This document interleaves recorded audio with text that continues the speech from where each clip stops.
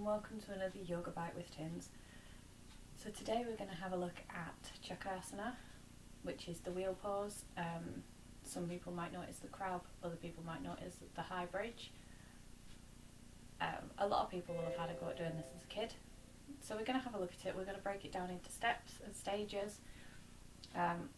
Personally, it's not a pose that I can get into the full pose very easily. So we're just going to go as far as we can. And you're going to hold it where you're getting that feeling that if you push further, it's going to be a bit too much. So you're going to keep it that one step below until you're comfortable in that step before moving on to the next step. So coming down to lie on your back, you want your heels quite close to your bum, and you want to be able to grab the backs of your feet. So just take an inhale and an exhale here to prepare.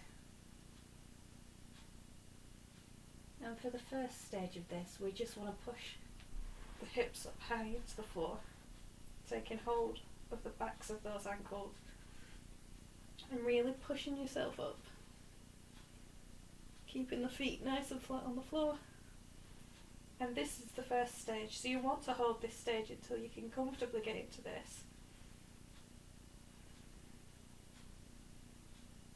It might take several weeks of practicing this before you feel comfortable to move on to the next stage. Exhale, just come down.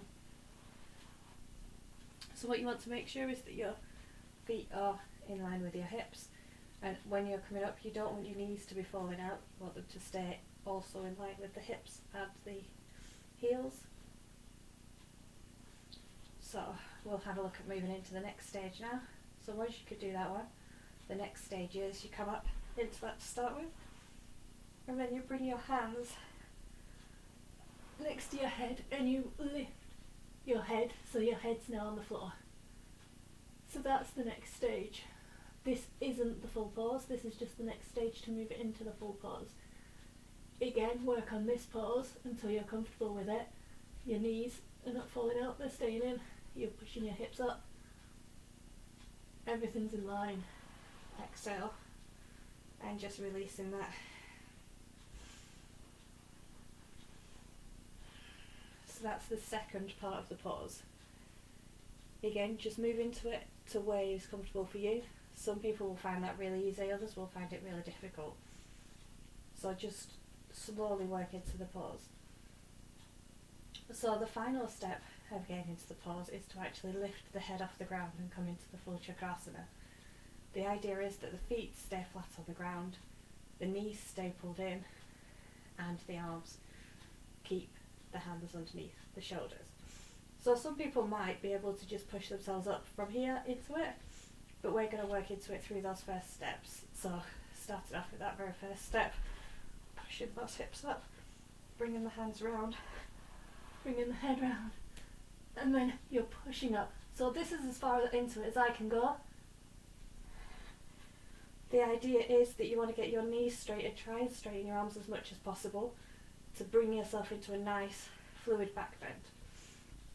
And you can hold that for up to 5 to 10 breaths. You don't really want to hold it more than that.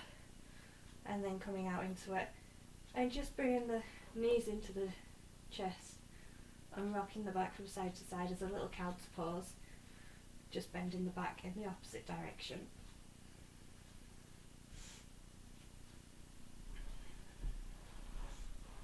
Once you can get into the full pose, there are further adaptations you can do to make it a bit more difficult or just to make it feel a little different. So once you're in the pose, you can lift a leg up. You could try and walk your hands nearer to your feet, much more intense back bend. So if you've got a really flexible back, that might be a good thing to play with, just maybe walking your feet and your hands together to give you more of a arch in your back. So they're the main two things to work with once you can get into the full pose, but you need to be able to get into the full pose first. You need to be able to get your arms and your legs straight before you work onto any of those next steps. Thank you for joining me. Namaste.